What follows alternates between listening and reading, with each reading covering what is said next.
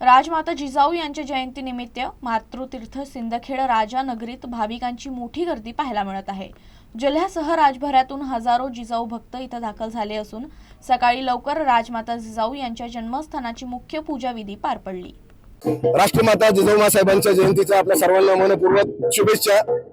आणि आपल्या माध्यमातून महाराष्ट्रीयन नव्हे तर सर्व भारतीय हिंदुस्थानातील सर्व जनतेला आम्ही सिंदखेड राजा, देऊळगाव राजा, मेहुणा राजा, आडगाव राजा, किनगाव राजा, उमरेड, जवळखेड आमच्या या ज्या शाखा आहेत या बाजूच्या या सर्वांच्या वतीनं आम्ही तुम्हाला या ठिकाणी हार्दिक शुभेच्छा देतो।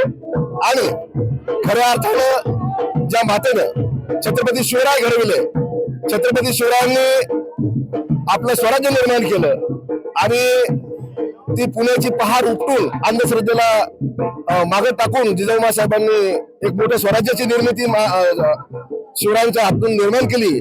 त्या शिवरायांना सुद्धा आजच्या दिनी मानवंदना देतो आणि आपल्या सर्वांना जिजाऊ जन्मोत्सवाच्या हार्दिक हार्दिक शुभेच्छा देतो।